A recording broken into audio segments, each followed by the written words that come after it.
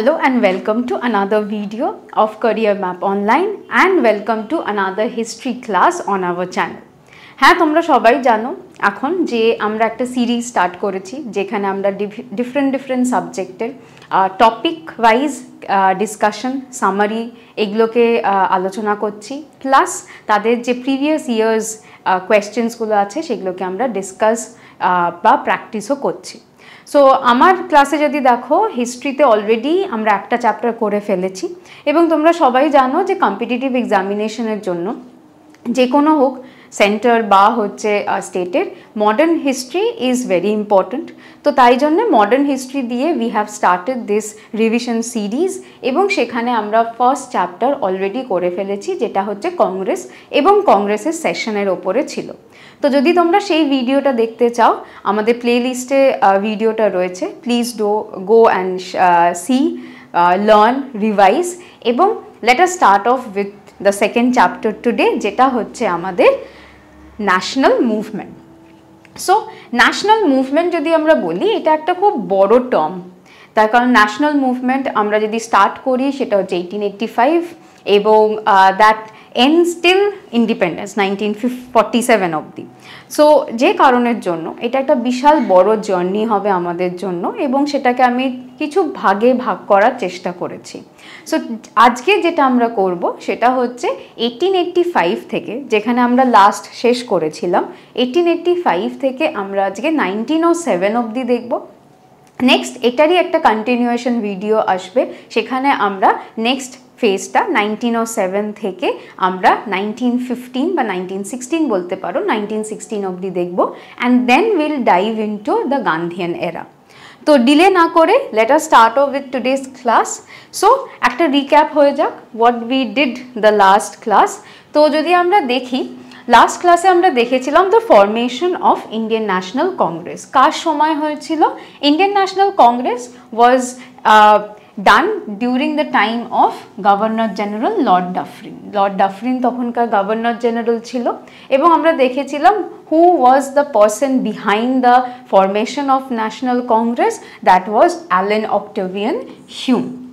Hume was একটা retired civil servant এবং তার মাথা থেকে it is the brain child of Allan Octavian Hume, যাকে তোমরা স্ক্রিনে খুব বড় করে দেখতে পাচ্ছ। হি ওয়াজ দ্য পার্সন এবং ফার্স্ট সেশন তার কোথায় হচ্ছে না বম্বেতে হচ্ছে। অ্যাকচুয়ালি পুনেতে হওয়ার কথা ছিল কিন্তু তখন পুনেতে প্লেগ হয়ে গেছিলো, সেই কারণের জন্য বম্বেতে সেখানে শিফট করা হয়েছিল। গোকুল দাস তেজপাল সংস্কৃত কলেজে ফার্স্ট সেশন হচ্ছে 1885 ডিসেম্বরে। ডাব্লিউ.সি. ব্যানার্জি বা বনার্জি তিনি হচ্ছেন আমাদের first president of the session. 72 delegates এখানে জয়েন করেছিল এবং তাদের কিছু ইনিশিয়াল ডিমান্ডস কি ছিল না আইসিএস এক্সামিনেশন, যেটা সিভিল সার্ভিসের যে এক্সামিনেশনটা সেটা কি না সেটা আগে খালি ইংল্যান্ডেই হতো। তো লন্ডনে যাওয়ার মতন অবস্থা সবাইকার হতো না, স্পেশালি ইন্ডিয়ানসদের মধ্যে। তো সেই কারণের জন্য সাইমালটেনিয়াসলি যাতে ইন্ডিয়া এবং ইংল্যান্ড দুটো জায়গাতেই এই এক্সামিনেশনটা হোক সেটা একটা ডিমান্ড রেখেছিলেন। নাম্বার 2 হচ্ছে লেজিসলেটিভ কাউন্সিল, যেটা সেখানে কিছু রিফর্মস করা হোক। তার কারণ লেজিসলেটিভ কাউন্সিল কি করে? ল তৈরি করে। তো এই কাউন্সিলে যদি কিছু ইন্ডিয়ানসদেরকে অ্যাডমিট করা যেতে পারে, নাথিং লাইক দ্যাট। তার কারণ দেশের ল তৈরি হচ্ছে উইদাউট ইন্ডিয়ানস, এটা খুব অ্যাবসার্ড লাগে। And election to be adopted instead of nomination system, nominate না ইলেকশন হোক, ইলেকশনের মাধ্যমে কাউন্সিলগুলোতে মেম্বার্স যাক, এতে কি হয়? এতে বেটার রিপ্রেজেন্টেশন হয়। তো সেই কারণের জন্য সেইটা আর একটা ডিমান্ড হিসাবে ছিল। অ্যান্ড আর একটা ইম্পর্টেন্ট ডিমান্ড ছিল হচ্ছে মিলিটারি এক্সপেন্ডিচার যাতে রিডিউস করে। আমি আমার লাস্ট সেশনেও বলেছিলাম যে অফেন দেখা যেত যে ওয়ার্ল্ডে যেখানেই যুদ্ধ হচ্ছে না কেন, যেখানে অ্যাংলো বা ব্রিটিশরা ইনভলভ, তারা কী করতো না আমাদের এখানকার টাকা যেটা ট্যাক্স রেভিনিউর মাধ্যমে আসতো দ্যাট ওয়াজ ইউজড ওই সব ওয়ারে। তো সেটা কেন হবে?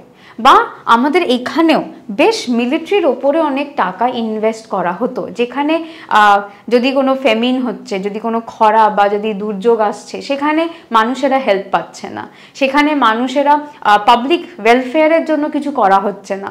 তো সেইগুলো না করে ওয়ারের ওপরে এত না করাটাই বেটার, এত কনসেন্ট্রেট, এত ইম্পর্টেন্স না দেওয়াটাই better. This is what they were asking for. So এইটা মোটামুটি আমরা লাস্ট সেশনে অলরেডি দেখে নিয়েছি।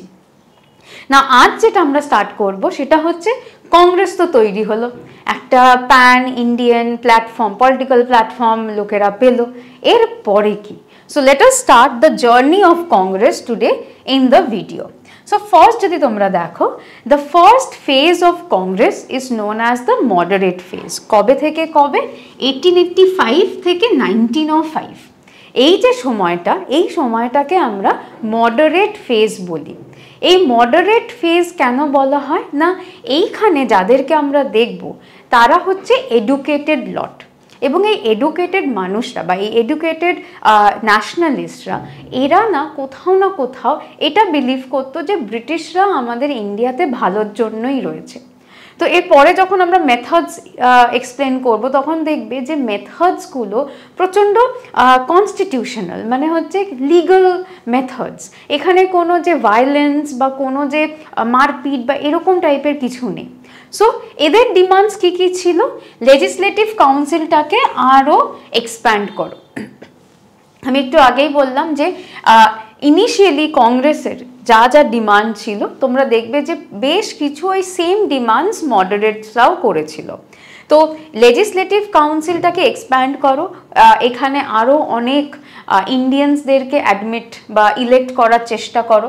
এর সাথে সাথে হচ্ছে কি, যাতে ইন্ডিয়ানসরা আরও অপরচুনিটিস পায়, সেই কারণের জন্য ওই যে একটু আগে আমরা পড়ছিলাম ICS এক্সামটাকে আরও বেশি করে এখানে হোক, ইন্ডিয়া আর ইংল্যান্ডে সাইমালটেনিয়াসলি হোক, যাতে ইন্ডিয়ানসরা আরও হচ্ছে পার্টিসিপেট করতে পারে। ইন্ডিয়ানসদের মধ্যে এইটা ছিল না যে তারা পারতো না, তারা যেতে পারতো না, দ্যাট ওয়াজ দ্য প্রবলেম। তো সেটা যেন সলভ হয়ে যায়। এছাড়াও হচ্ছে জুডিশিয়ারিটাকে এক্সিকিউটিভ থেকে আলাদা, যে কারণের জন্য ইন্ডিয়াতে কিন্তু এখন আমাদের 3খানা অর্গান আছে, 3খানা অর্গানই কিন্তু ইন্ডিপেন্ডেন্ট। স্পেশালি জুডিশিয়ারি যে হচ্ছে জাস্টিস প্রোভাইড করে, সে কিন্তু একদমই আলাদা, ইন্ডিপেন্ডেন্ট জুডিশিয়ারি বলি আমরা। তো সেটা কেন? যাতে কোনো পাওয়ার জুডিশিয়ারির ওপরে যাতে তার কন্ট্রোল যাতে না দেখাতে পারে। তো এইটা তারা তখন থেকে ডিমান্ড করছিল। নেক্সট হচ্ছে কি, ল্যান্ড রেভিনিউ রিডিউস করতে হবে। জায়গায় জায়গায় ল্যান্ড ট্যাক্স এত বেশি হাই ছিল, সে যে কোনো সিস্টেম হোক না কেন, যে মানুষের প্রত্যেই বা ফার্মার্সরা, চাষিদের কাছে এটা খুব মুশকিল হয়ে যাচ্ছিল যে তারা ট্যাক্স দিক। স্পেশালি যখন কোনো যদি ডিজাস্টার হয়, ধরো বৃষ্টি ঠিক করে হলো না, চাষ ঠিক করে হলো না, তখন আরও মুশকিল হয়ে যেত। তো সেই কারণের জন্য ল্যান্ড রেভিনিউ যাতে একটু রিডিউস হয়, ট্যাক্স অন সল্ট আর সুগার যাতে অ্যাবলিশ করা হয়। দেখো, সুগার, সল্ট, চিনি, নুন সবাইকার বাড়িতে ব্যবহার করা হয়। আর এটা সত্যি কথা যে আগে আমরা বেশ বড় মানে বেশ একটা ভালো অ্যামাউন্টের ট্যাক্স আমরা এই সল্ট আর সুগারের ওপরে পে করতাম। তো যেহেতু এই দুটোই হচ্ছে সবাইকার বাড়িতে, বড় লোকরা পে করে দেবে, হোয়াট অ্যাবাউট দ্য গরিব লোক? তারা তো সবসময় এত হাই ট্যাক্স নাও পে করতে পারে, স্পেশালি এমন একটা জিনিসের জন্য যেটা এভরিডে ইউজ হচ্ছে। তো সেই জন্যে দ্যাট ওয়াজ আনাদার। আর লাস্ট হচ্ছে আর্মির ওপরে, মিলিটারির ওপরে যে এক্সপেন্ডিচার্সগুলো রয়েছে সেগুলোকে রিডিউস করা উচিত। সো এইগুলো ছিল কিছু ইনিশিয়াল ডিমান্ডস।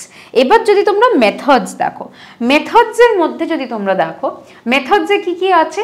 একটা হচ্ছে they use to believe in the justice given by British. আমি এটা একটু আগেই বলছিলাম। এই যে সেট অফ পিপল, এরা হচ্ছে এডুকেটেড লয়ার্স বলতে পারো, টিচার্স, ডক্টরস, এরা হচ্ছে এডুকেটেড লট। তো এরা এডুকেশন পেয়েছে বলতে, এরা হচ্ছে ওয়েস্টার্ন এডুকেশন পেয়েছে thanks to the British. British না আসলে আমাদের এখানে ওয়েস্টার্ন এডুকেশন আসতো না।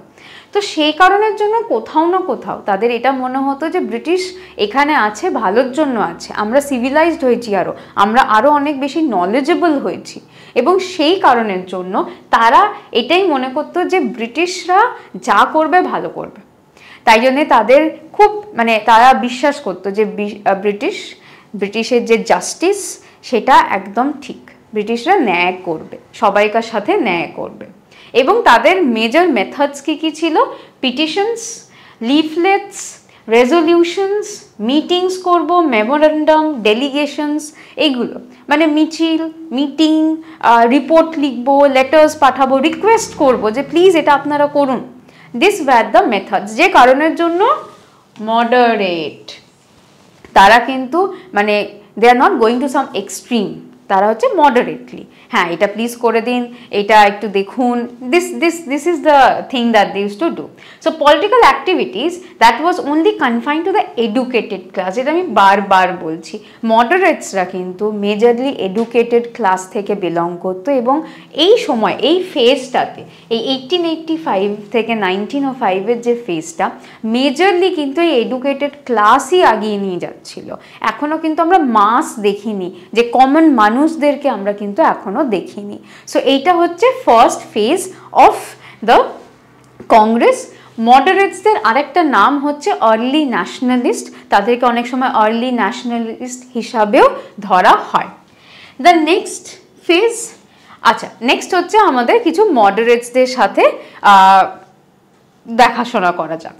So the first one is Surendranath Banerjee, আমরা সবাই চিনি সুরেন্দ্রনাথ ব্যানার্জিকে। এনাকে কি বলা হতো? Indian Burke. So Edmund Burke তিনি একজন খুব ভালো একজন ওরেটর ছিলেন, তো তার যে নলেজ, তিনি এটা খুব সুন্দর করে তার স্পিচ দেওয়ার স্টাইলে তিনি খুব ভালো করে সেটা লোকেদের মধ্যে স্প্রেড করতে পারতেন। তো ওনার মতন যদি ইন্ডিয়াতে কেউ হয়, দ্যাট ইজ সুরেন্দ্রনাথ ব্যানার্জি। তো তাই জন্য ওনাকে ইন্ডিয়ান বার্গ বলা হতো। তার একটা নিউজ পেপার ছিল দ্য বেঙ্গলি, এইগুলো একটুখানি মাথায় রাখবে, অনেক সময় তোমাদের কোয়েশ্চেন আসে, অ্যাসোসিয়েশনস, নিউজ পেপার্স, বুকস, এগুলোর ওপরে অনেক কোয়েশ্চেন আসে। এবং তিনি হচ্ছেন ইন্ডিয়ান অ্যাসোসিয়েশন ফাইন্ড করছেন ইন দ্য ইয়ার অফ 1876, আর 1883-তে হচ্ছে ইন্ডিয়ান ন্যাশনাল কনফারেন্স। এগুলোর কিন্তু প্রাইম অবজেক্টিভই হচ্ছে ন্যাশনালিজম নিয়ে আসা। This are the prime objective. The next person in picture হচ্ছে আমাদের দাদাভাই নওরোজি, গ্র্যান্ড ওল্ড ম্যান বলা হয়, এবং তার একটা পাবলিকেশন আছে যেটা হচ্ছে ভয়েস অফ ইন্ডিয়া বলে, সো নিউজ পেপার, এবং ফেমাস বুক, এটা তোমাদের অনেকবার আসে এবং এটার সংক্রান্ত অনেক কোয়েশ্চেন আসে, সেটা হচ্ছে poverty and un-British rule in India, যেখানে তিনি কিন্তু ড্রেন অফ ওয়েলথের কথা বলেন, যে কিভাবে আমাদের ইন্ডিয়া থেকে ওয়েলথ বিভিন্ন রকমভাবে মাদারল্যান্ড মানে ইংল্যান্ডে চলে যেত, সেটা হচ্ছে খুব সুন্দর করে উনি ডিসক্রাইব করেছেন। এবং he is the first member of the British house of Commons, এটা কিন্তু সবাই করতে পারে না, তিনি করতে পেরেছিলেন, তো সেই কারণের জন্য দাদাভাই Naoroji is so famous. The third one is Gopal Krishna Gokhale, Mahatma গান্ধীর পলিটিক্যাল গুরু হচ্ছেন তিনি। তার পাবলিকেশন হচ্ছে সুধারক। না, সুধারক হচ্ছে অ্যাকচুয়ালি তিনি এডিট করতেন নিউজ পেপার, যেটা তিনি এডিট করতেন, আর তার তৈরি করা নিউজ পেপার হচ্ছে হিতাবাদা, যেটা হচ্ছে তিনি স্টার্ট করেছিলেন কবে? 1911-এ। আর এছাড়াও হচ্ছে সার্ভেন্টস অফ ইন্ডিয়া সোসাইটি বলে একটা অ্যাসোসিয়েশন তিনি ফাউন্ড আউট করেছিলেন ইন দ্য ইয়ার অফ 1905। তো এইগুলো হচ্ছে কিছু কিছু অ্যাচিভমেন্টস অফ ইম্পর্টেন্ট মডারেটস। অনেক সময় এনাদের নিউজ পেপার্সগুলো, অ্যাসোসিয়েশনসগুলো, এগুলো দিয়ে তোমাদের কোয়েশ্চেন আসে। সো আমি একটা জিস্ট করে এনাদের ব্যাপারে তোমাদেরকে ইন্ট্রোডিউস এবং জানিয়ে দিলাম। সো নেক্সট হচ্ছে আমাদের নেক্সট ফেজ যেটা, সেটা হচ্ছে আমরা বলি হচ্ছে extremist or the radical phase. তো 1885 থেকে 1905 অবধি মোটামুটি মডারেটস তারা হচ্ছে কংগ্রেসকে ডমিনেট করছিল। এবারে 1905 অবধি দেখা গেল যে যেরকম আমরা একটা এক্সপেকটেশন করছিলাম যে কংগ্রেস একটা পলিটিক্যাল বডি এসছে, এরকম টাইপের প্যান ইন্ডিয়ান পলিটিক্যাল বডি এসছে, এবং তার দ্বারা কিছু না কিছু রিফর্মস তো হবে, অনেক কিছু চেঞ্জেস হবে সোসাইটিতে বলো, পলিটিক্যাল স্ফিয়ারে বলো, কিন্তু সেরকম কিছু হচ্ছিল না। সো পিপল তারা খুব ডিসঅ্যাপয়েন্টেড ছিল। এই কারণের জন্য আস্তে আস্তে মানুষের মনে ওই যে ব্রিটিশের প্রতি যে একটা ভালোবাসা, সেইটা আর ছিল না। সো দেখো ফার্স্ট পয়েন্ট যেটা, এক্সট্রিমিস্ট বা র্যাডিক্যালসদের মনে কিন্তু they had no faith in the British sense of justice, totally opposite to the moderates. মডারেটসরা যত ব্রিটিশকে ভালোবাসতো এবং বলতো, র্যাডিক্যালসরা সেটার থেকে একদম opposite. Number 2, they believe that political rights will have to be fought for. Request করে না, যুদ্ধ করতে হবে। কারণ যখন ব্রিটিশরা এসেছিল, ব্রিটিশরা যখন আমাদের থেকে স্বাধীনতা নিয়েছিল, ওরা কি একবারও বলেছিল প্লিজ আমাদেরকে তোমাদের স্বাধীনতা দিয়ে দাও? সেটা তো বলেনি, তারা তো কখনো রিকোয়েস্ট করেনি। দেন ওয়াই শুড উই রিকোয়েস্ট? এটা আমাদের একটা রাইট, আমাদের এটাকে কি না লড়ে নিতে হবে। এবং সেই কারণের জন্য তারা কিন্তু কি করার চেষ্টা করতো? Self reliance and self determination, নিজের ওপরে ভরসা করো। সামনের জনকে তোমাকে মারতে হবে না, কিন্তু সামনের জন যদি তোমাকে মারে তুমি চুপ করে দাঁড়িয়ে থাকবে না। This is what their ideology was. আমি নিজে গিয়ে কাউকে মারবো না, but if someone attacks me I should be well prepared, কি আমি তাকে অ্যাটাক ব্যাক করতে পারবো। That is my knowledge. And তাদের দ্বারাই ফার্স্ট টাইম এই স্বদেশী আর বয়কট এই জিনিসটা ইন্ডিয়াতে আসবে। এই কনসেপ্টের ব্যাপারে আমরা আরও ভালো করে ডিসকাস করব 1905-এর অ্যান্টি পার্টিশন মুভমেন্টের সময়। বাট জাস্ট ছোট করে হচ্ছে স্বদেশী মানে কি? নিজের দেশের জিনিস ব্যবহার করা, সেটাকে প্রমোট করা। আর বয়কট মানে কি? বয়কট মানে হচ্ছে কিছু একটা জিনিস না ব্যবহার করা। এই সেন্স কি ব্যবহার করব না? ব্রিটিশ গুডস আমরা ব্যবহার করব না, আমাদের দেশের তৈরি যে জিনিসগুলো সেইগুলোকে আমরা ব্যবহার করার চেষ্টা করব। সো এই হলো আমাদের স্বদেশী অ্যান্ড বয়কট, যেটা হচ্ছে ফার্স্ট টাইম এক্সট্রিমিস্ট বা র্যাডিক্যালস যারা তারা নিয়ে এসেছিল। নেক্সট হচ্ছে they also started promoting and introducing national education. এতদিন কি হচ্ছিল? ওয়েস্টার্ন এডুকেশন, সব জায়গায় ওয়েস্টার্ন এডুকেশন চলছে। আমাদের ইন্ডিজিনাস সিস্টেম যেটা ছিল, গুরুকুল সিস্টেম বলো বা হচ্ছে যে ছোট ছোট যে পাঠশালা, সেইগুলো সব উঠে গেছে। এখন লোকেরা কি বলছে? National education. নেশনকে হচ্ছে মাঝখানে সেন্টার অফ মানে সেন্টার পয়েন্টে রাখো। আমাদের মানুষের কি দরকার? ওয়েস্টের ব্যাপারে জেনে তো লাভ নেই, আমাদের হিস্ট্রি পড়ো, আমাদের লিটারেচার পড়ো, আমাদের ফিলোসফি পড়ো, যাতে কি না দেশের ওপরে যাতে আমরা প্রাউড ফিল করি যে দেখো আমাদেরও এত সুন্দর একটা কালচার আছে, একটা ট্র্যাডিশন রয়েছে। এবং এই ন্যাশনাল এডুকেশনের ব্যাপারে কিন্তু মহাত্মা গান্ধী কথা বলেছে, রবীন্দ্রনাথ ঠাকুর কথা বলেছে। রবীন্দ্রনাথের Shantiniketan itself is the best example of national education. যদিও বা তার বেশ একটা রেভলিউশনারি থট ছিল যে চার দেওয়ালের মধ্যে পড়াশোনা কি করে হতে পারে, পড়াশোনা তো নেচারের মধ্যে হবে। এটা কিন্তু অ্যাকচুয়ালি খুব ট্রু ফ্যাক্ট, যে কারণের জন্য আজও যদি তোমরা দেখো প্রেজেন্ট ডে এডুকেশন সিস্টেমও কিন্তু এটাই চায়। এই যে কম্পিটেন্সি বেসড এডুকেশনের কথা আমরা অনেক সময় বলি, হোয়াট ইজ দ্যাট? এটা হচ্ছে এক্সপিরিয়েন্স নিয়ে সেখান থেকে আমরা এডুকেট হব, আমরা নলেজেবল হব। তো যে কারণের জন্য একটা কনসেপ্ট আছে, সেটা হচ্ছে যে লিটারেসি আর এডুকেশন আলাদা, যেটা মহাত্মা গান্ধীও বলেছে যে লিটারেসি মানে হচ্ছে খালি লেখাপড়া।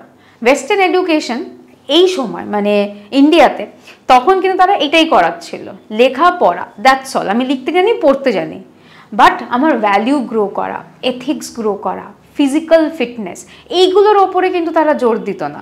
তো মহাত্মা গান্ধী বলেছিল যে যখন আমাদের হোলিস্টিক ডেভেলপমেন্ট হবে, mind, body, everything will grow, সেটা হচ্ছে এডুকেশন।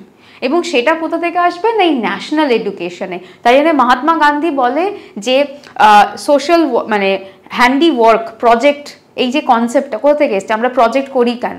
যেখানে আমরা নতুন নতুন জিনিস জানতে পারি, আমাদের এক্সপিরিয়েন্সেস বাড়ে। তো উনি এটাই বলতেন যে কাজের মাধ্যমে ডিফারেন্ট কাইন্ড অফ, ওই জন্য দেখবে আমাদের হাতের কাজ অ্যান্ড অল, SUPW, এই কনসেপ্টগুলো রয়েছে। তো এইগুলো সব is a part of this national education. এবং এদের মেথড কি কি?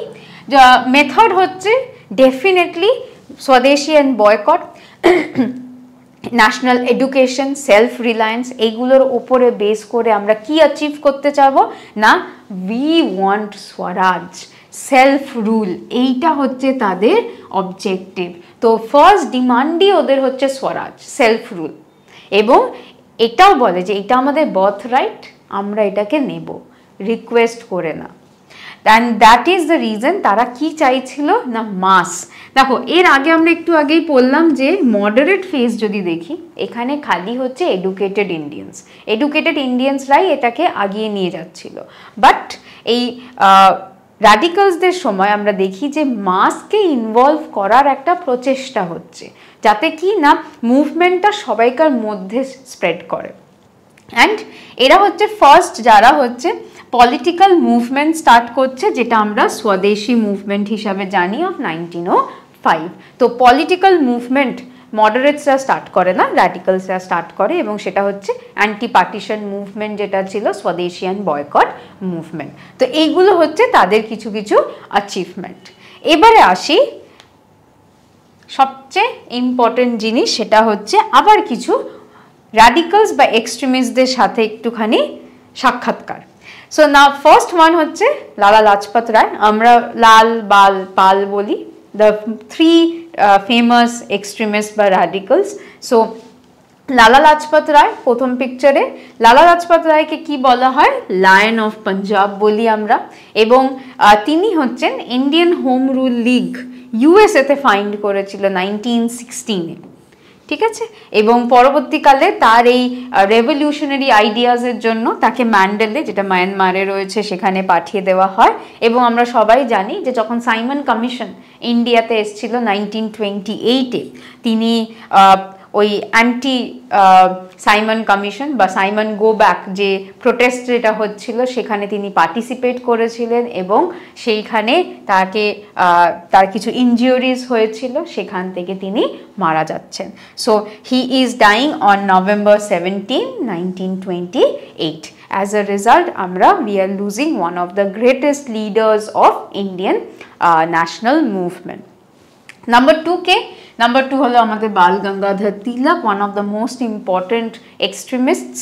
এনার নামে আমরা লোকমান্য তিলকও দেখি অনেক সময়, because that is the title, এবং এনাকে ফাদার অফ ইন্ডিয়ান আনরেস্ট বলা হয়। স্বদেশী বয়কট, এই যে এত বিশাল একটা মুভমেন্ট হয়েছিল 1905-এ, এটা স্টার্টই উনি করেছিলেন। তো বোঝাই যাচ্ছে যে ডেফিনেটলি ইন্ডিয়ান আনরেস্ট আনার জন্য তিনি হচ্ছেন বিখ্যাত। দুটো উইকলিজ আছে, একটা হচ্ছে মারাঠা আর একটা হচ্ছে কেসরি। অনেক সময় তোমাদের এখান থেকে কোয়েশ্চেন আসে। তিনি অনেক লাঠি ক্লাবস, আখাড়াস, আমরা একটু আগে পড়লাম যে ওয়ান অফ দ্য মেথড হচ্ছে সেলফ রিলায়েন্স, নিজের ওপরে যাতে দক্ষতা থাকে, আমি যেন নিজেকে ডিফেন্ড করতে পারি। সো সেই কারণের জন্য আখাড়াস, লাঠি ক্লাবস, এইগুলোকে তিনি স্টার্ট করেছিলেন। এবং খুব ইম্পর্টেন্ট ফার্গুসন কলেজ আছে পুনেতে, ভেরি ফেমাস কলেজ, সেটাকে তিনি তৈরি করেছিলেন 1885-এ উইথ আদার মেম্বার্স। তিনি বলছেন for the first time that Swaraj is my birth right and I shall have it. এখান থেকেও তোমাদের কোয়েশ্চেন আসে যে হু ইজ দ্য স্পিকার, কার স্পিচে এটা আমরা দেখতে পাই। সো দ্যাট ইজ বাল গঙ্গাধর তিলক। এবং তিনি দুটো ফেস্টিভ্যাল স্টার্ট করেন, একটা হচ্ছে গণপতি ফেস্টিভ্যাল 1893-তে, আর একটা হচ্ছে শিবাজি ফেস্টিভ্যাল যেটা হচ্ছে 1896-এ। এই দুটো ফেস্টিভ্যালই কেন স্টার্ট করা হয়, আমাদের ইন্ডিয়ার যে এত সুন্দর একটা কালচার রয়েছে, আমাদের সুন্দর একটা হিস্ট্রি রয়েছে, এত রিচ একটা হিস্ট্রি রয়েছে, এইটাকে বোঝানোর জন্য। শিবাজিকে আমরা ব্রেভারির একটা সিম্বল হিসাবে ধরি, তো সেইটাকে বোঝানোর জন্য এই ফেস্টিভ্যালসগুলোকে স্টার্ট করা হয়েছিল। অ্যান্ড লাস্টলি আমরা 1916-এ দেখব পুনেতে তিনি হোম রুল লিগ স্টার্ট করছেন, অ্যানি বেসান্ত এবং আরেকজন হচ্ছে বাল গঙ্গাধর তিলক, যারা দুজনে মিলে home Rule league movement start করবে। দ্য লাস্ট পার্সন হচ্ছে বিপিন চন্দ্র পাল, বন্দে মাতরম ফাউন্ড করেছিলেন এবং একটা ইংলিশ উইকলি নিউ ইন্ডিয়া বলে সেটাকে তিনি চালাতেন। এবং স্বদেশী মুভমেন্টের মধ্যে one of the important leaders of the swadeshi movement, এবং পরবর্তীকালে তিনি ব্রাহ্ম সমাজ জয়েন করেছিলেন। অনেক সময় বেঙ্গলি রেভলিউশনারি হিসাবে one of the most famous Bengali revolutionary হচ্ছে আমাদের বিপিন চন্দ্র পাল। পরবর্তীকালে 1907-এ তিনি বন্দে মাতরম মুভমেন্ট বলে অ্যান্টি পার্টিশন মুভমেন্টেরই আর একটা পার্ট, যেটা আনসাতে হচ্ছিল, সেখানে তিনি যান, সেখানে তিনি খুব সুন্দর স্পিচ দেন যাতে সবাই খুব মোটিভেটেড হয়। তো সেইটারও জন্য Bipin Chandra Pal is very famous. Okay, so this are the three people যাদেরকে আমরা লাল বাল পাল বলে থাকি। The next is the most important twist in the story of Bengal, and that is the partition of Bengal. তো 1885 থেকে 1905 বেশ কিছু বছর হয়ে গেছে এবং ব্রিটিশরা দেখছে যে এই যে ন্যাশনালিজমের আগুন একদম পুরো মানে ওয়াইল্ড ফায়ার হয়ে গেছে এবং সব জায়গায় কোথাও না কোথাও Bengal is the hub of nationalism. তো এই বেঙ্গলকে বা বেঙ্গলিজদেরকে এখান থেকে সরাতে হবে। তো কি করতে পারি না, একটা ডাইভার্সন চাই যাতে ন্যাশনালিজম থেকে বা ন্যাশনাল মুভমেন্ট থেকে এনাদেরকে সরিয়ে অন্য কিছু জিনিসে আমরা ডিস্ট্র্যাক্ট করতে পারি। এবং সেই কারণের জন্য লর্ড কার্জন তিনি বললেন যে পার্টিশন অফ বেঙ্গল করা হবে। তিনি ফার্স্টে বললেন যে বেঙ্গল তখনকার দিনে একটা বিশাল বড় প্রভিন্স ছিল ইস্টার্ন পার্ট অফ ইন্ডিয়াতে। এখনকার বাংলাদেশ, ওয়েস্ট বেঙ্গল, কিছু পার্টস অফ বিহার, ওড়িশা, আসাম, এই পুরো জায়গাটাকে মিলিয়ে হচ্ছে বেঙ্গল। সো ডেফিনেটলি একটা বিশাল বড় প্রভিন্স ছিল, প্রেসিডেন্সি ছিল।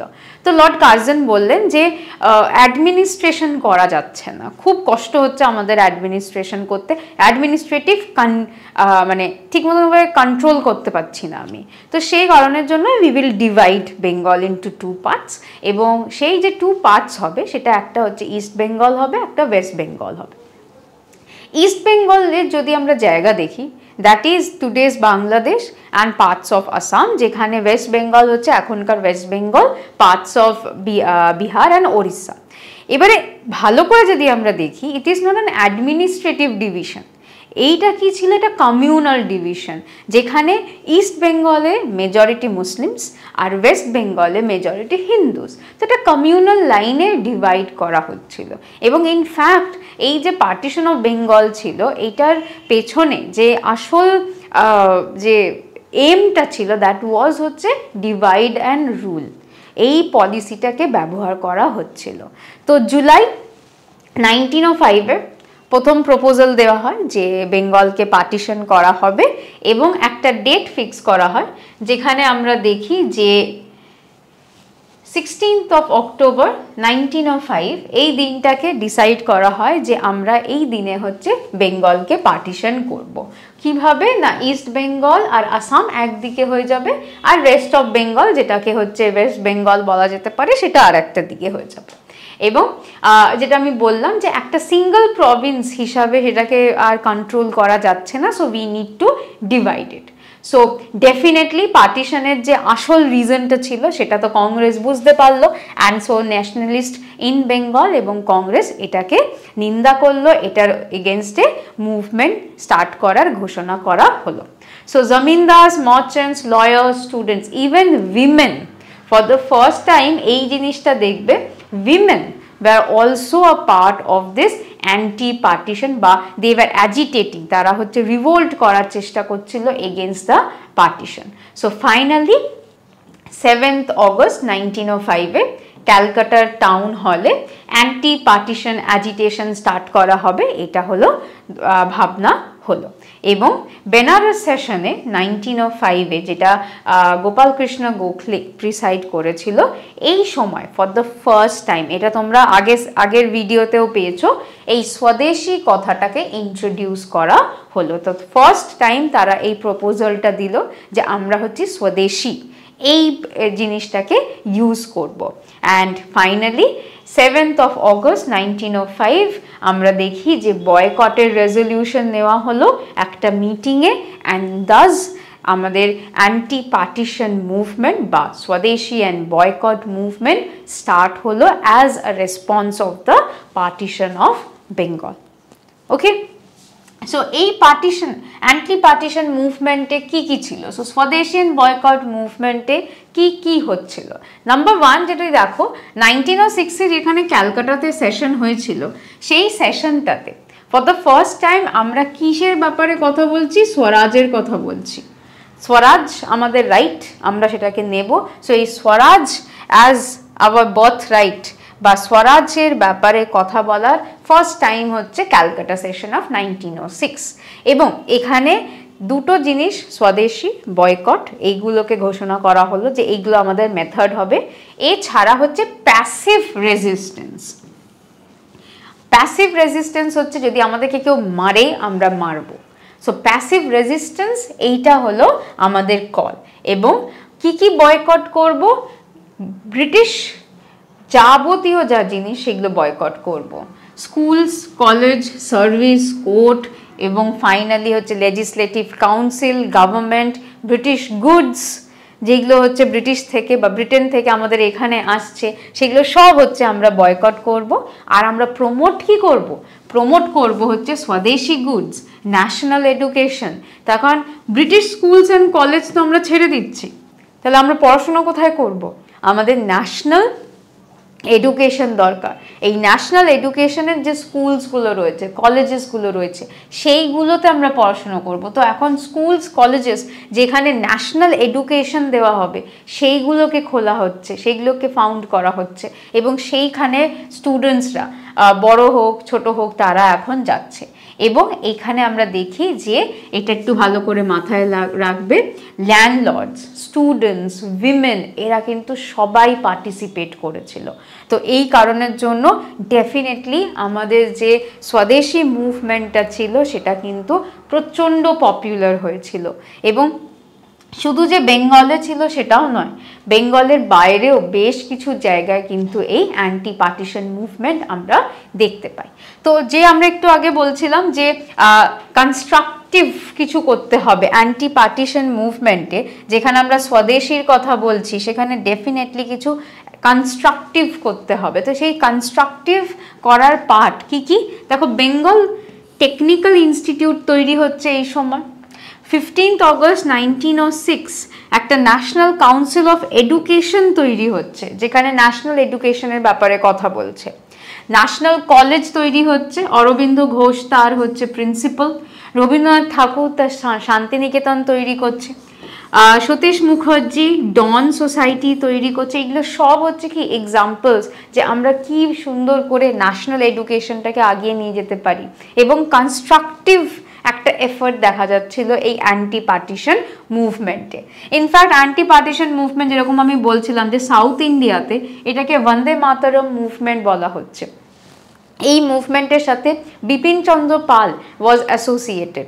1907-এ তিনি যাচ্ছেন এবং বন্দে মাতরম মুভমেন্টের এটাই ছিল অবজেক্টিভ যে ব্রিটিশরা ছাড়াও আমরা নিজেদেরকে রুল করতে পারি, উইচ ইজ স্বরাজ।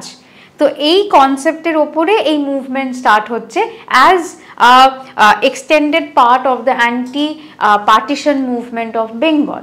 এবং সেখানে বিপিন চন্দ্র পালও হেল্প করছে মোটিভেট করার জন্য লোকেদের মধ্যে যে হ্যাঁ আমরাও করতে পারি।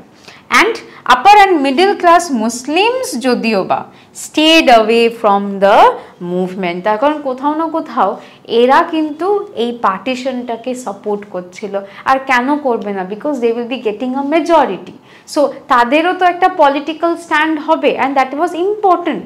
তো সেই কারণের জন্য আপার আর মিডল ক্লাস মুসলিম তারা কিন্তু মুভমেন্টে পার্টিসিপেট করেনি। ইনফ্যাক্ট তারা এই পার্টিশন মুভমেন্টটাকে মানে পার্টিশনটাকে তারা হচ্ছে সাপোর্ট করার চেষ্টা করেছিল। So this is the famous partition of Bengal and the anti partition movement. Now let us move on two the next part. So 1906 আস্তে আস্তে আমরা দেখছি অলরেডি কংগ্রেস একটা হিন্দু পলিটিক্যাল বডি তৈরি হয়ে গেছে, মেজরিটি হচ্ছে হিন্দুসরাই ডমিনেট করছে। তো মুসলিমরা কোথাও না কোথাও দে ফিল কি তাদের যে ইচ্ছাগুলো আছে, তাদের ইন্টারেস্ট, তাদের গ্রিভেন্সেসগুলো ঠিক মতন করে কংগ্রেস হিয়ার করছে না বা সেগুলোকে তারা হচ্ছে ঠিক মতন করে রিপ্রেজেন্ট করতে পারছে না। তো তাহলে কী করা যেতে পারে? আমরাও আমাদের একটা পলিটিক্যাল অ্যাসোসিয়েশন তৈরি করি। সো মুসলিম ডেলিগেটস অল ওভার ইন্ডিয়া তারা ঢাকাতে মিট করছে এবং তারা একটা মুসলিম এডুকেশন কনফারেন্সের জন্য সেখানে মিট করছিল, একটা এডুকেশন কনফারেন্স। তো নবাব সলিমুল্লাহ যেহেতু তখন ঢাকার নবাব ছিল, তিনি প্রপোজ করলেন যে আমাদের ইন্টারেস্টগুলোকে আরও বেটারভাবে যদি রিপ্রেজেন্ট করতে হয় তাহলে ওয়াই নট আমরাও আমাদের একটা ন্যাশনাল অ্যাসোসিয়েশন তৈরি করি যেটা মুসলিমসদের ইন্টারেস্টগুলোকে দেখবে। এবং সেই proposal was accepted by everyone. Das all India Muslim League was set up কবে? 30 ডিসেম্বর 1906। এবং ব্রিটিশরা দেখলো যে দিস ইজ তো ডিভাইড অ্যান্ড রুল, আমরা যে পলিসিটা পার্টিশন অফ বেঙ্গলে করতে পারলাম না, এটা নিজেরাই করে ফেলছে। এখানেই তো একটা ডিভিশন এসে গেল, যে হিন্দুসরা একদিকে চলে গেল, মুসলিমসরা একদিকে চলে গেল।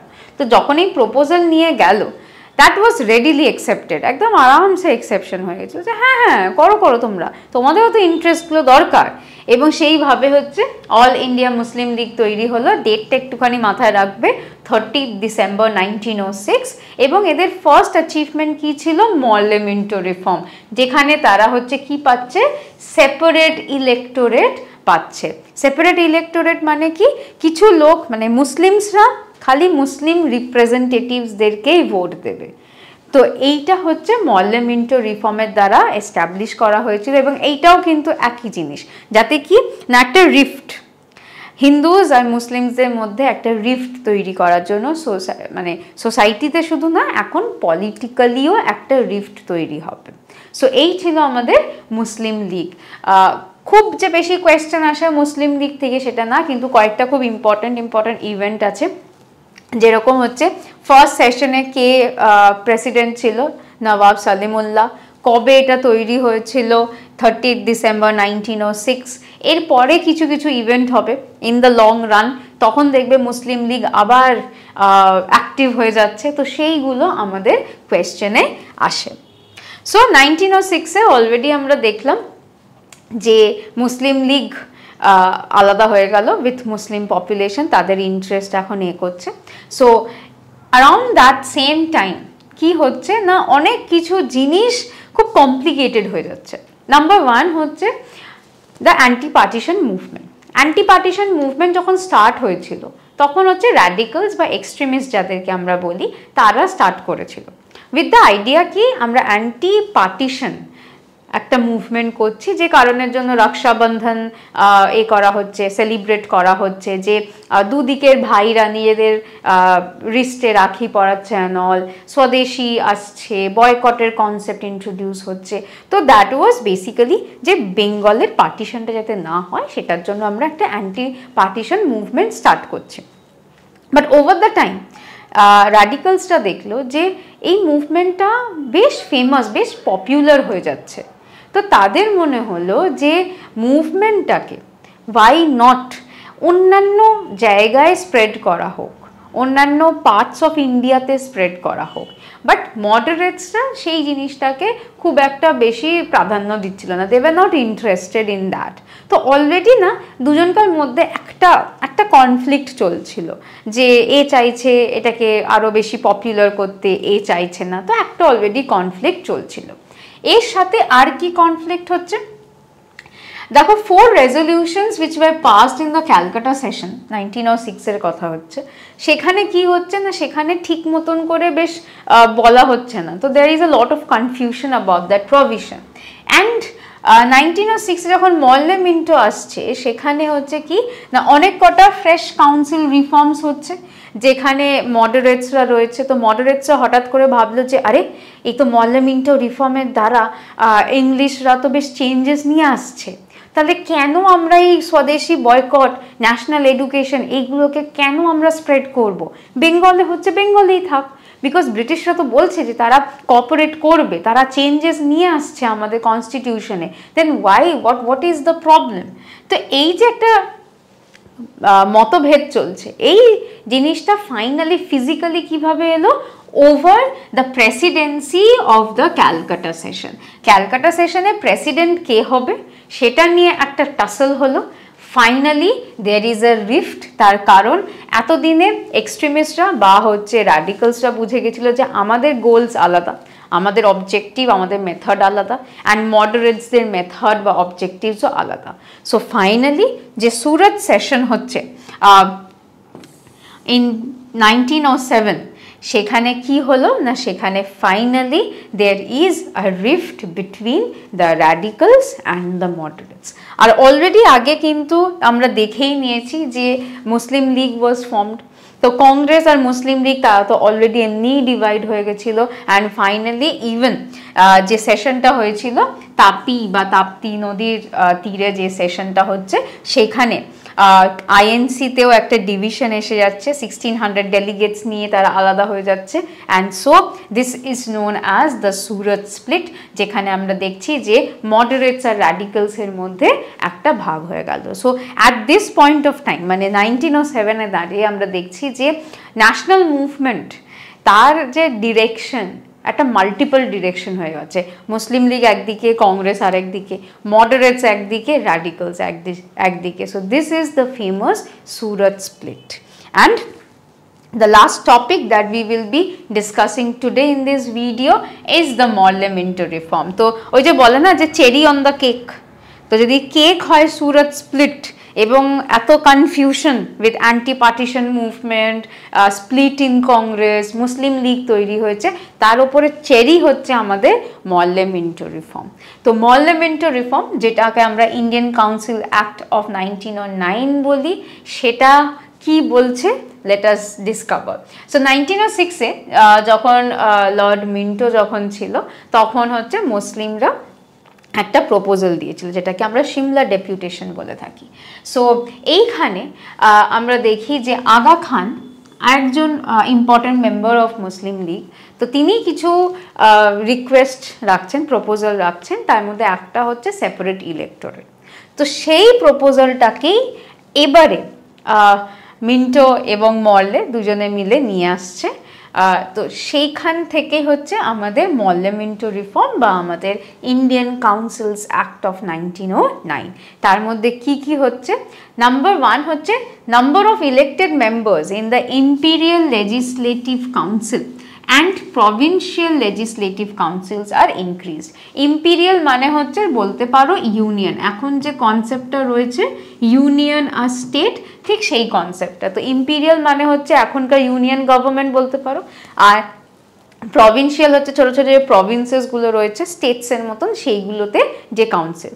তো দুটোতেই তারা কি চাইছে যে ইন্ডিয়ান মেম্বার্সদেরকে আরও ইনক্রিজ করা হোক এবং লোকাল বডিজদেরকে ইলেক্ট করা হোক থ্রু অ্যান ইলেকটোরাল কলেজ, এবং এরাই হচ্ছে আবার প্রভিন্সিয়াল লেজিসলেচারের মেম্বার্সগুলোকে চুজ করবে। কিছুটা যেটা এখন হয়, আমাদের একটা ইলেকটোরাল কলেজ মানে একটা গ্রুপ অফ পিপল যারা কিছু মানুষকে চুজ করবে, এরা কোথায় যাবে? এরা হচ্ছে প্রভিন্সিয়াল লেজিসলেচারে আসবে। প্রভিন্সিয়াল লেজিসলেচার থেকে আবার কিছু মানুষকে ইলেক্ট করা হবে যারা হচ্ছে সেন্ট্রাল লেজিসলেচারে আসবে। তারা ধাপে ধাপে ইলেকশন হবে। অ্যান্ড সবচেয়ে ইম্পর্টেন্ট জিনিস যেটা, সেপারেট ইলেক্টোরেটস ফর মুসলিম, এবং এতে কি হবে? পপুলেশনের থেকে বেশি রিপ্রেজেন্টেশন হবে এবারে মুসলিমসদেরকে, বিকজ ইলেক্টোরেটটাই তো আলাদা হয়ে গেল। সো মুসলিমসরা খালি মুসলিমদেরকেই ভোট দেবে। সো সেখানে কি, যদি মুসলিমসদের পপুলেশন অনুযায়ী যদি আমার 4টে সিট থাকা উচিত, এখন there are almost double or triple votes. তো যত রিপ্রেজেন্টেটিভ দাঁড়াবে তাদের যারা যারা ভোট পাবে সবাই চলে যাবে। তো তাই জন্যে কি না, অনেক সময় দেখা যেত যে রিপ্রেজেন্টেশন স্ট্রেংথ অনুযায়ী অনেক বেশি হয়ে যেত। So that was a drawback, এটা একটা প্রবলেম ছিল। And one Indian, this was a good thing, one Indian was appointed to the Viceroy's Executive Council, Satyendra Sinha. He is the first person, এই নামটা একটুখানি ভালো করে মাথায় রেখো, অনেক সময় কোয়েশ্চেনে আসে। সত্যেন্দ্র সিনহা, তাকে হচ্ছে ফার্স্ট অ্যাপয়েন্ট করা হচ্ছে 1909 as the Indian member in the Viceroy's Executive Council. আগে কিন্তু হতো না, এবার থেকে স্টার্ট হচ্ছে with Satyendra Sinha. And finally এই সব কিছু হয়ে যাওয়ার পরে অ্যান্টি পার্টিশন মুভমেন্ট কিন্তু নিজের মতন চলছে, এবং সেই পার্টিশন মুভমেন্টটা ওয়াজ সো ফেমাস যে ফাইনালি আমরা দেখছি 1911-এ ইট ওয়াজ ডিসাইডেড কি এবারে হচ্ছে আমরা পার্টিশন অফ বেঙ্গল বন্ধ করে দেবো, will anal or will abolish the partition of Bengal. তখন লর্ড হার্ডিঞ্জ রয়েছে আমাদের দেশে। সো তার সময় এটা বলা হলো, ডিক্লেয়ার করা হলো যে পার্টিশন অফ বেঙ্গল, এই এত কিছু অ্যান্টি পার্টিশন মুভমেন্ট, এর মাঝখানে যেটা আমি নেক্সট ভিডিওতে তোমাদের সাথে ডিসকাস করব, সেটা হচ্ছে রেভলিউশনারিসরা আসছে যারা হচ্ছে র্যাডিক্যালসদের থেকেও আরেকটু ভায়োলেন্ট। তো তাদের যে এত অ্যাক্টিভিটিস হয়ে যাবে যে ফাইনালি ব্রিটিশরা ঠিক করে যে না, আমরা পার্টিশন বাবা তুলে নিই বলে 1911-এ তারা তুলে নিচ্ছে। এবং অ্যাট দ্য সেম টাইম ক্যালকাটাতে তখন এত প্রবলেম, এত কেওস হচ্ছে, anti partition movement, revolutionary activities, যে ব্রিটিশরা ফিল করলো যে we should be moving the capital from Calcutta two Delhi. এবং এতে আরেকটা কি হবে না, মুসলিমসদেরকে একটুখানি মানে ভালো সাইডে রাখা যাবে, because Delhi is very important for Muslims, মুঘলসরা এখান থেকেই রাজত্ব করতো। So that was also another reason কি ক্যালকাটা থেকে দিল্লিতে এখন আমাদের ক্যাপিটাল চলছে। এবং জাস্ট আফটার দ্যাট বিহার আর ওড়িশা দুটো আলাদা আলাদা প্রভিন্স ভাগ করে দেওয়া হচ্ছে ফ্রম বেঙ্গল, এবং তারপরে আসামের একটা প্রভিন্সও তৈরি করা হবে। So Das this is how the partition came to an end. এবং এরপরে কি হচ্ছে বা কিভাবে নতুন নতুন অ্যাক্টিভিটিস হচ্ছে সেগুলো আমরা আমাদের নেক্সট ভিডিওতে দেখব। চলো এবারে let's move on to the previous year questions এবং লেট আস রিভাইজ এই একটা ছোট্ট পোর্শন 1885 থেকে 1909 এই পোর্শনের মধ্যে কীরকম টাইপের কোয়েশ্চেন্স আসতে পারে বা এসেছে। We will explore that in the next 20 questions. So let us start with the first question. Question number 1.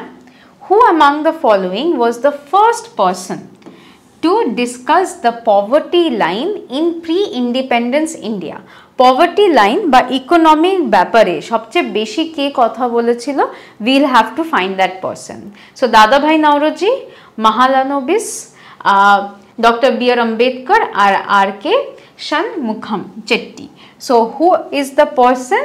আমাদের আনসার হচ্ছে দাদাভাই নওরোজি। তিনি তার পভার্টি অ্যান্ড আনব্রিটিশ রুলে তিনি ড্রেন অফ ওয়েলথের কথা বলছেন, সেখানে তিনি খুব সুন্দর করে আমাদের ইকোনমিক প্রবলেমসগুলো বলেছেন, পভার্টি লাইনের ব্যাপারে ডিসকাস করেছেন। So this is the first person যে আমাদেরকে একটা খুব সুন্দর ইকোনমিক অ্যাসপেক্ট দেখাচ্ছে of the nation. So first কোয়েশ্চেনের আনসার হলো Dadabhai Naoroji. Let's move to the next. Question number 2. What was the Swadeshi movement called in the state of Andhra Pradesh? আমরা এটা পড়েছি অলরেডি সেশনে। সো গদর মুভমেন্ট, খিলাফত মুভমেন্ট, কুইট ইন্ডিয়া মুভমেন্ট না বন্দে Mataram movement? Answer কি? বন্দে Mataram movement. এদের অবজেক্টিভ কি ছিল? যাতে আমরা নিজেরা নিজেদেরকে রুল করতে পারি without the help of British. এবং এখানে কে কন্ট্রিবিউট করেছিল? Bipin Chandra Pal in the year of 1907। So that is Vande Mataram movement আন্ধ্রপ্রদেশে, সাউথ ইন্ডিয়াতে এটা আমরা দেখি। Question number 3. Who among the following organise the Sarvajanik Ganesh Utsav? আমরা একটু আগেই দেখলাম গণেশ উৎসব কে স্টার্ট করেছিল? To inculcate national sentiments among the masses. Option Lokmanya Tilak, Bipin Chandra Pal, Aurobindo Ghosh and Lala Lajpat Rai. So আমাদের আনসার কে? লোকমান্য তিলক। 1893-তে আমরা দেখছি যে সার্বজনিক গণেশ উৎসব স্টার্ট করছেন। এবং এছাড়া আর একটা কি উৎসব ছিল? শিবাজি Utsav, right?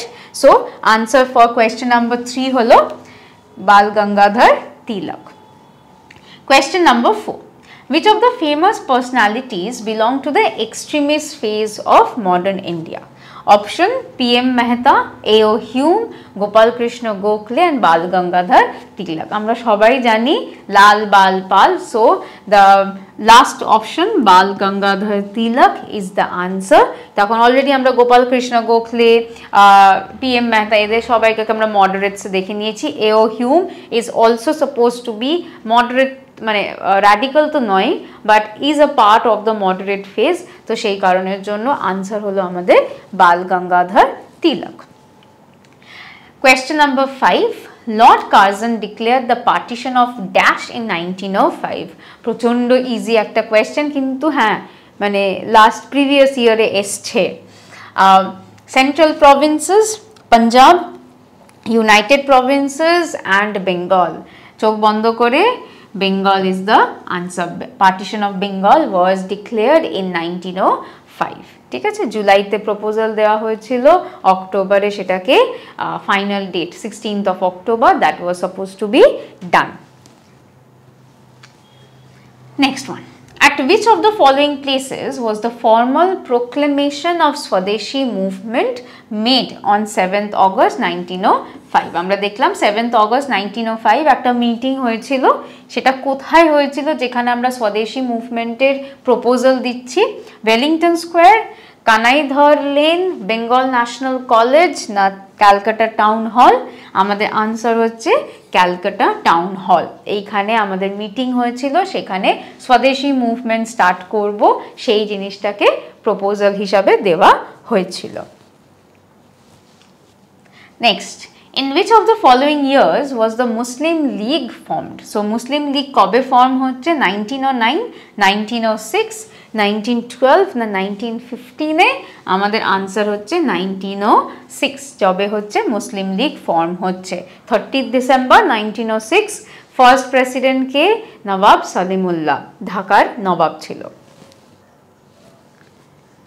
Question number 8. Who among the following freedom fighters was one of the founders of Fergusson College in the 1885? Subhash Chandra Bose, Sardar Vallabhbhai Patel, Bal Gangadhar Tilak na Lala Lajpat Rai? Fergusson College Pune te start hocche. So who is the Maharashtrian over here? Bal Gangadhar Tilak, tini Fergusson College start করেছিলেন পুনেতে 1885 এ। তো আমাদের answer হয়ে গেল বাল গঙ্গাধর তিলক। এরকম টাইপের তোমাদের associations, college, news papers এরকম টাইপের কিন্তু কোয়েশ্চেন আসে অনেক সময়। What is the official reason given by Britishers after the partition of Bengal in 1905? আমি বলেছিলাম যে দুখানা রিজন ছিল, একটা তো definitely divide and rule, communal টার্মসে ডিভাইড করে দেবো, আর একটা কী ছিল যেটা অফিশিয়ালি তারা ঘোষণা করেছিল? Easy movement of army to check on extremist activity, economic progress না অ্যাডমিনিস্ট্রেটিভ কনভিনিয়েন্স? আনসার হচ্ছে অ্যাডমিনিস্ট্রেটিভ কনভিনিয়েন্স। তার কারণ হচ্ছে যদি আমরা বেঙ্গলকে দুভাগে ভাগ করে দিই আমরা আরও ভালো করে অ্যাডমিনিস্ট্রেট করতে পারবো, অ্যাডমিনিস্ট্রেশন করতে খুব মুশকিল হচ্ছে এখন, তো সেই কারণের জন্য 1905-এ আমরা পার্টিশন করে দিই বাংলা, তাহলে কি হবে? অ্যাডমিনিস্ট্রেশন করতে আমাদের আরও ইজি হবে, right? So halfway with question number 10. Before the partition of Bengal in 1905, Bengal was the biggest province under the British, right? And it consisted of parts of which of the following states? Uttar Pradesh and Orissa? Na. Uttar Pradesh and Bihar? Na. Bihar and Chhattisgarh? Na. তাহলে answer আমাদের কি? Bihar and Odisha. Bihar, Odisha, Assam এবং এদিকে হচ্ছে আমাদের পুরো বেঙ্গল। তো এই পুরো জিনিসটাকে নিয়ে বাংলা বলা হতো। সো বিহার অ্যান্ড ওড়িশার পার্ট ছিল হচ্ছে বেঙ্গলের সাথে। I hope the questions are all okay. Next হচ্ছে 11, question 11. Who led the Muslim deputation at Shimla in 1906? নবাব সালিমুল্লাহ, আগা খান, মোহাম্মদ আলী না শওকত আলী? প্রথমেই হচ্ছে এই দুজনকে আমরা আরেকটু পরে দেখব, 1919-এর পর থেকে দেখব। সো তারা তো নয়, তাহলে আমাদের কাছে কে রইল? নবাব সালিমুল্লাহ না আগা খান? আনসার কি হয়ে গেল? আমাদের আনসার হচ্ছে আগা খান, যাকে আমরা দেখছি মুসলিম ডেপুটেশন অ্যাট সিমলা নিয়ে আসতে 1906, সেই মল্লমেন্টো রিফর্মের সময় আমরা দেখেছিলাম। Question number 12. Which of the following movements immediately followed the partition of Bengal? খুব easy. Non-cooperation movement, civil disobedience movement, Gadar movement না স্বদেশী মুভমেন্ট? আমাদের আনসার হবে অপশন বি, স্বদেশী মুভমেন্ট। তখন পার্টিশন অফ বেঙ্গলের এগেনস্টেই অপোজ করার জন্যই আমরা স্বদেশী অ্যান্ড বয়কট মুভমেন্ট দেখি। তো তার ঠিক পরে কোন মুভমেন্ট স্টার্ট হচ্ছে? স্বদেশী মুভমেন্ট স্টার্ট হচ্ছে। Next question, the partition of Bengal was annulled in the year. এই ওয়ার্ডটাকে একটু তোমরা মাথায় রাখবে, কি বলছে? প্রপোজড বলছে না অ্যানাল্ড বলছে? ঠিক আছে, অ্যানাল মানে হচ্ছে কল্ড অফ, তুলে নেওয়া। তো সেটা হচ্ছে কবে হচ্ছে? 1907, 1909, 1911 না 1914? অবভিয়াসলি 1911। এবং এই সেম ইয়ারে আর একটা কি হচ্ছে? ক্যাপিটালটাকে শিফট করা হচ্ছে from Calcutta to Delhi. That is another important event. Next one. Which one of the following were not in the extremist program of action? তো প্রোগ্রাম আমি অলরেডি দেখেছি মেথডস, তো কোনটা এক্সট্রিমিস্টদের মেথড না? তো number 1 boycott of foreign goods, boycott তো ওরা করতো। ইউজ অফ স্বদেশি গুডস, সেটাও তারা করতো। ন্যাশনাল এডুকেশন, সেটাও তারা করতো। তাহলে কি করতো না? Active resistance. তার কারণ তারা হচ্ছে প্যাসিভ রেজিস্ট্যান্সে বিলিভ করতো, নট ইন অ্যাক্টিভ রেজিস্ট্যান্স। তো সেই কারণের জন্য অ্যাক্টিভ রেজিস্ট্যান্স তাদের প্রোগ্রাম বা মেথডসের মধ্যে পড়ে না। Okay, next question. In India on 24th of March 1909, ডেটটাকে ভালো করে মাথায় রাখবে, who among the following was appointed as the member of Viceroy's Executive Council? 1909 এ আমরা পড়েছি একজনকে ইলেক্ট করা হচ্ছে in the Viceroy's Executive Council. সে কে? কেজি গুপ্তা, শায়েদ হুসেন বিলগ্রামি, মিস্টার সত্যেন্দ্র সিনহা না স্যার শায়েদ আহমেদ খান? আনসার কি হবে? আনসার হচ্ছে C, mister Satyendra Sinha. K G Gupta আর শায়েদ হোসেন বিলগ্রামি এরা হচ্ছে সেক্রেটারি অফ দ্য স্টেট, যে পোস্টটা আছে তারও একটা কাউন্সিল হয়, India council. So secretary of the state India council বলে একটা কাউন্সিল হয়, তাদের মেম্বার ছিল এনারা। আর এক্সিকিউটিভ কাউন্সিলের মেম্বার হচ্ছে mister Satyendra Sinha. Okay, so next question, question number 16. Which of the following is or are correct about the moderate leaders of Indian National Congress? এটা একটু বড় question. Let us read through. The moderate leaders adopted constitutional agitation within the four walls of law and slowly orderly political progress. ঠিকই, তখন ওরা constitutional অ্যাজিটেশনে believe করতো এবং ল maintain করে তারা পলিটিক্যাল প্রগ্রেস চাইছিল, স্লোলি পলিটিক্যাল প্রগ্রেস হোক। Number 2, they worked hard to build up a strong public opinion, definitely, যাতে কি না পলিটিক্যাল কনসিয়াসনেস আর ন্যাশনাল স্পিরিটটাকে আমরা আরও বেশি জাগ্রত করতে পারি, সেটাও করার চেষ্টা করেছিল। আর আর্লি ন্যাশনালিস্ট তারা কি চেয়েছিল? যাতে British government and British public opinion যাতে পাই আমরা, to introduce reforms along the direction laid down by the nationalist. তো তারা তো এটা চেয়েছিল যে ব্রিটিশ গভর্নমেন্ট যাতে এটা বোঝে যে এই রিফর্মসগুলো আমাদের দরকার এবং তারপরে তারা সেই রিফর্মসগুলো করে। তাহলে আমাদের আনসার কি হয়ে যাবে? অল অফ দ্য অ্যাবাভ, সেটা হয়ে গেল আমাদের আনসার। এই সব কটা জিনিসই কিন্তু is true about the moderates or the early nationalists. Question number 17. By the Morley Minter reform of 1909, a new problem was created. What was that? It gave more power to the nominated person in the Imperial Legislative Council. No. It had the provision of separate electorates from Muslims. Definitely yes. It stopped the election of candidates for the Provincial Legislative Council. No. All of the above. তো না। তো তাহলে আমাদের answer কি হয়ে গেল? B, যে কি করলো না সেপারেট ইলেক্টোরেট তৈরি করলো ফর মুসলিমস এবং সেটা একটা কিন্তু প্রবলেম ছিল। Okay, next question number 18. With the annulment of partition of Bengal, Western and Eastern Bengals were to be reunited, and a new province was to be created consisting of Bihar and Assam, Bihar and Orissa, Orissa and Assam, না only Orissa? আমাদের answer হয়ে যাবে Bihar and Odisha. Bihar and Odisha একটা Province হয়ে যাবে আর এদিকে আসাম আর একটা separate Province হয়ে যাবে। সো বিহার অ্যান্ড ওড়িশা হচ্ছে আমাদের আনসার।